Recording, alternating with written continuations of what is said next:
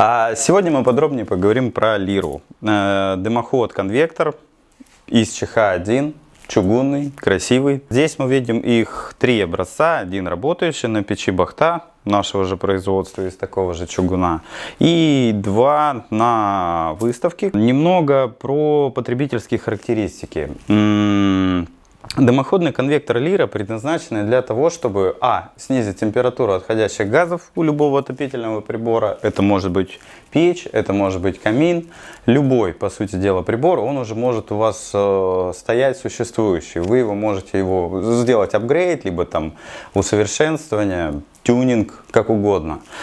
Существуют две разновидности, которые вы видите. У них различие только посадочный диаметр и выходной диаметр, к которому будет происходить подсоединение дымохода. Верхнее подсоединение собирается по конденсату, как собрано у нас, а нижнее соединение одевается по дыму.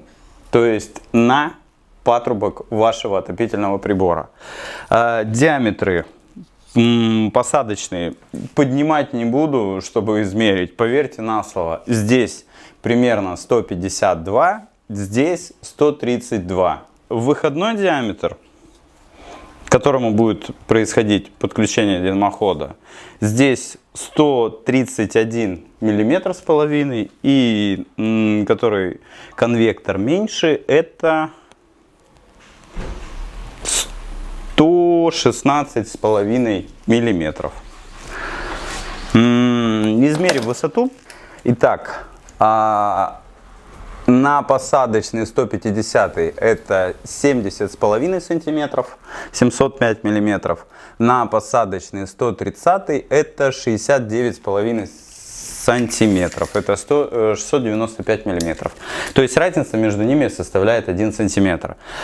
По весу получается маленький, это 130-115, ориентировочно будет 46,5 килограмм, большой 50-51 килограмм. Очень интересный момент все-таки посмотреть на отопительный прибор, в частности на лиру, в тепловизор, где и какая температура. Печь работает уже 2 часа, она прогрелась, протопилась.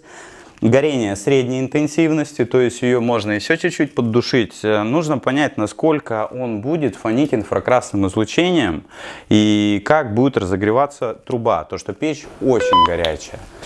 Тепловизор, флюке, это не реклама. Видим печь на патрубке, температура 291 градус, вход в дымоходный конвектор 217 градусов. И выход 140. Всем интересно, как же он пакуется.